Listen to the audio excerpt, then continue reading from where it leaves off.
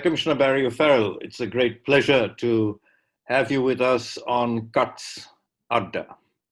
This is a program that ICUTS has been running, in which where we have discussions with prominent persons like yourself, diplomats, persons who are engaged in multilateral trade negotiations, in plurilateral matters, and of course, on the bilateral space. And let me start by wishing you and your family a very happy New Year. Thank you.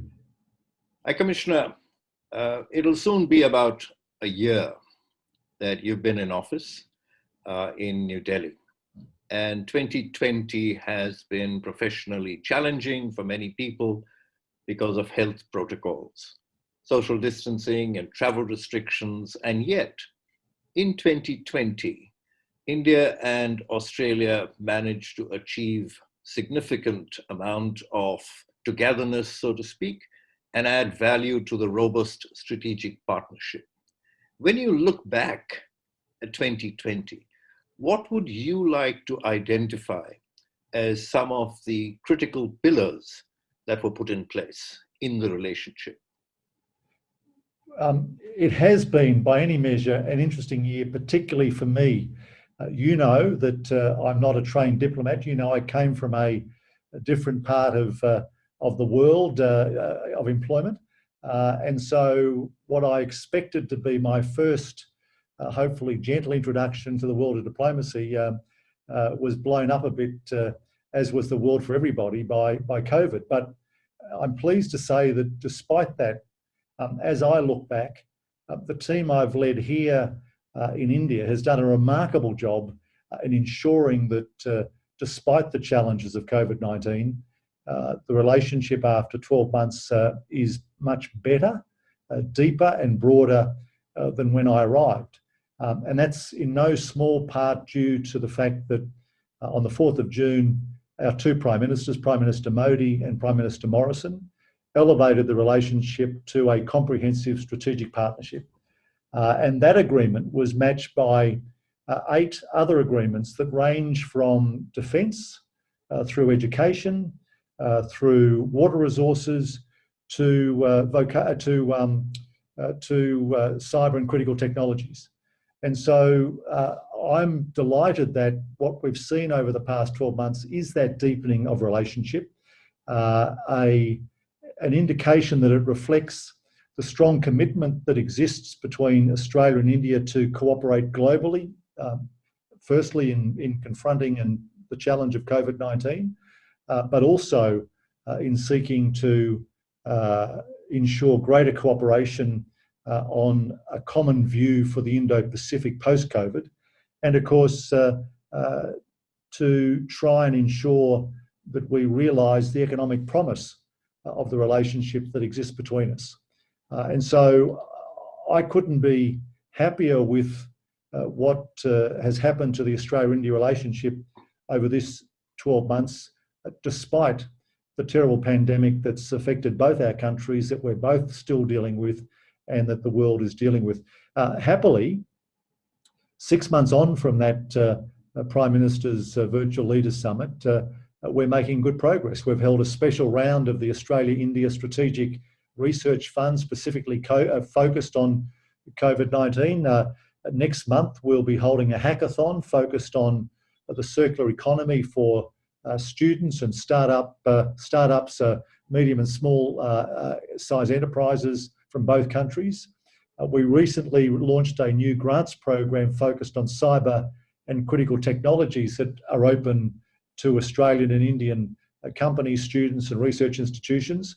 And of course, we continue to cooperate closely on space, supply chains and energy matters. So whichever way I cut it, whichever way I look at it, I think the past 12 months has seen an elevation in the relationship. And as I say, I pay tribute to the team here. I pay tribute to the MEA, without whom it couldn't have existed. And of course, to the vision and foresight and camaraderie that exists between our Prime Ministers. Thank you, High Commissioner. While you do very humbly say that you've not been a professional diplomat, you're no stranger to India. And even during your period as the Premier of New South Wales, you had a deep and abiding interest in India. And subsequent to that as well, you maintained, you consolidated, and you kept up your reading, your connects with India. How do you look at 2021? And I'm not talking about the pandemic so much, but what would you see as the pillars that you'd like to put into place to take forward what you've consolidated in 2020? Well, Ahmed, as you know, there are a few things new in the world, and as you know, the world has a habit of cycles and things coming up again. And I find myself approaching this year where I was when I first visited India in 2010, and to quote that Bill Clinton election strategy line, it's all about the economy, stupid. And I'm not being rude to my host. I think all of us, having hopefully found vaccines that will put an end to COVID-19, are now focused on the bigger challenge, which of course is the economic challenge, the challenge that addresses the livelihoods of our citizens, that addresses the future of our countries, the opportunities available to those people who live in our countries, and of course the living standards to which they can aspire to.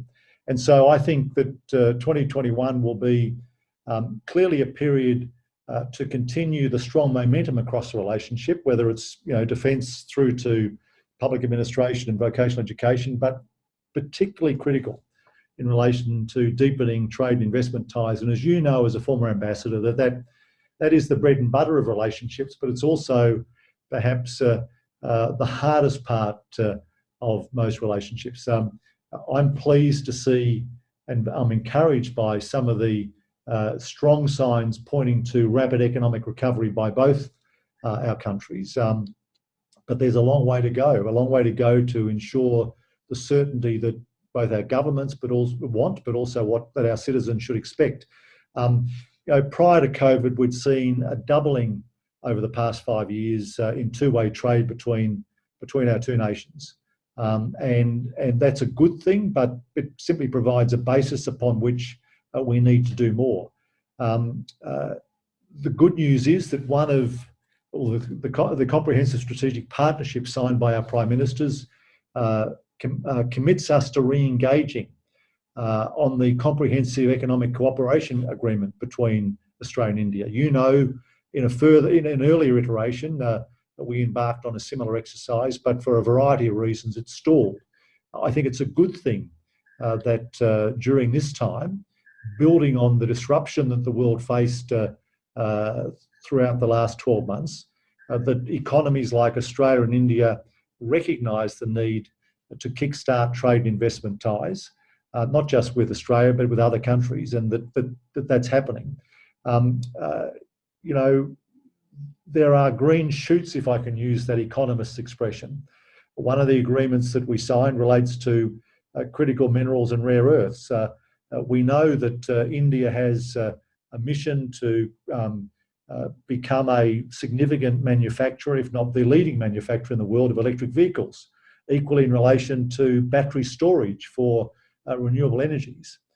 Both of those industries will require critical minerals and rare earths. Happily, Australia is a country in which those materials exist. It's a reliable and trusted friend of India, which is able to supply those elements to grow India's own economic regeneration. And so that's one of the areas where I'm very positive. Indo-Australian cooperation will also include the Supply Chain Resilience Initiative, which will become important enablers of whether critical minerals trade or other trade. The biggest lesson, I think, or the two big lessons I think we've learned through the COVID year, both for our economies and economies around the world, is the importance of reliable supply chains, and secondly, and perhaps even firstly, the importance of trustworthy friends. So it will be about the economy, and in that sense, I'm glad that one of your former colleagues, Anil Vadva, working with the CII, has produced the Australian Economic Strategy, which was released in early December.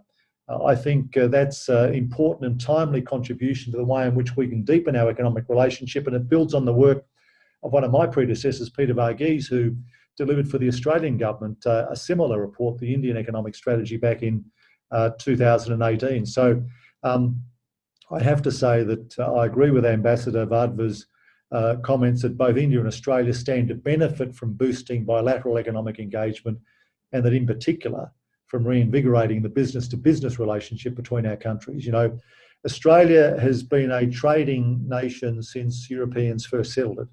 And the Australian approach to trade is that it's only a good deal if both sides benefit. And I think because of the complementarities, as you guys say in diplomacy, that Australia offers to India, we can assist India seek its self-reliant India policy. We can assist India in its mission to grow its own economy by reliably providing elements that can be used to build that industry.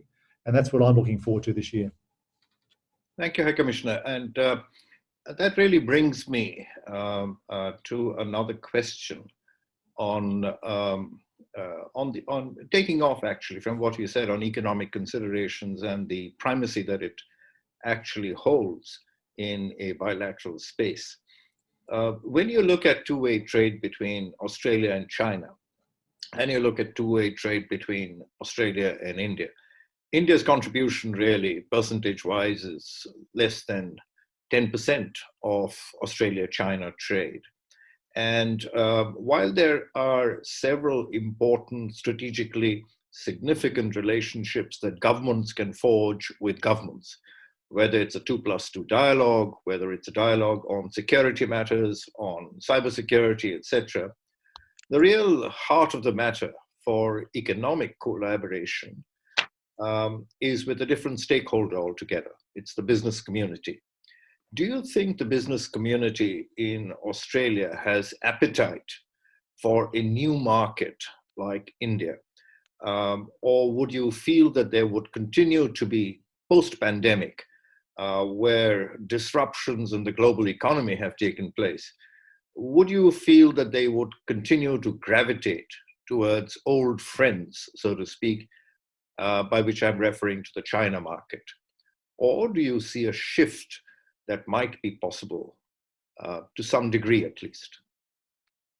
Well, I think globally, as I said before, the two strongest lessons out of the year we've had relate to resilient supply chains and the diversification of supply that involves. And secondly, you can't have a resilient supply chain if you're not dealing with suppliers who you trust. So trustworthiness and resilience, I think, are the lessons. They're lessons for nations. They're lessons for business. And Amit, you know from your experience, certainly in Sydney, Australia's largest city, that some of those lessons had been either ignored or forgotten as other parts of Asia opened up in the time that you and I were in other roles. So I think absolutely we're seeing a global shift to try and address that issue of a diversity of supply, resilience of supply, and the trust that one has with their customers. But I think there's if you've raised China, and I'll make this point, that your description of the India-Australian relationship, business relationship, trade and investment is accurate. In countries like ours, democracies, free societies where business operates within set regulations, but within those regulations are encouraged to prosper and do well. And India is certainly a great example of that, and we've seen that in the past 12 months with the extraordinary further growth of your telco section, telecommunications section, and that's what happens in Bengaluru and other cities is a great tribute to the freedom of the economy that exists here in India. That, of course, is different to other countries which have more restricted and controlled economies, where government, contrary to your characterisation rightly of the Australian and Indian economies, have a greater say in entry and input, in growth in sectors and the like. So I think what is critical to growing the economic relationship between Australia and India is indeed the business people, the companies, the startups and others that we've talked about and that we know that form the basis of both of our economies. I think what a number of Australian companies, particularly larger companies need to get used to again, because they've been used to it in the past, is opening up a new country. And there's very few new countries that you can establish markets in where government will turn the tap on for you. Ultimately, opening up a new market in any commodity, in any area, is hard, just as it is when you start a business in your own country. And so, my message to people interested in Australia in doing more business or starting businesses or starting relationships here in India is to do three things probably. Firstly, to start to understand Indian business literacy, how India operates at a business level. One should always do the homework before starting a new relationship. Secondly, if you're able to partner with a company in India as you first start on that relationship, because no better way to be introduced to anything than by a friend. And I think the third thing is to understand that very few things happen overnight. And so I think sometimes people, because of past experiences in other parts of the world, think entering a country like India or entering some other country is going to be an overnight success. Well, just like many of our personal relationships, Amit, and I'm not speaking for your personal relationships, but certainly mine, it took a bit longer. It took a bit of a wooing before finally some success was achieved. High Commissioner, I'd like to go back to a powerful statement that you made a short while ago about the personal chemistry, the positive equation that Prime Minister Scott Morrison and Prime Minister Narendra Modi enjoy. And I've admired you not only as an individual, and not only as a professional during your period as the New South Wales Premier, but I also believe that you will do an exceptional job as the Australian High Commissioner to India. And that is purely because I believe you have a visionary approach. And the question I wanted to ask you really is that time and time again, we keep hearing about how the Australia-India relationship is a potential undiscovered, and how the time is right and that this potential would finally be revealed. Do you think the time is right? I certainly do, and I wouldn't be here, Amit, if I didn't believe that. So I've been offered a remarkable opportunity at the wrong end of a career to be honoured by being asked to be Australia's High Commissioner to India. And, Amit, it has been said by others previously that every Prime Minister since India's independence, every Australian Prime Minister since India's independence has discovered India once and then gone on to other subjects. I'm fortunate to have a Prime Minister who, probably like me, who benefited from an Indian diaspora, which, 1 in 35 Australians, citizens, is now of Indian origin, either born in India or who have at least one parent born in India. That's been a remarkable change. That's seen a remarkable change in Australian society. It means that politicians anywhere in the country cannot ignore what you in this country call a significant vote bank who might be of Indian origin. But it also means that we've had our eyes open to the opportunities that exist in India, which hasn't always been the case. Let me say it's been a great pleasure speaking with you. I wish you and your family a wonderful stay in India and Happy New Year. Thank you very much, Armin, and happy New Year to all of your family, but also more importantly, those are the things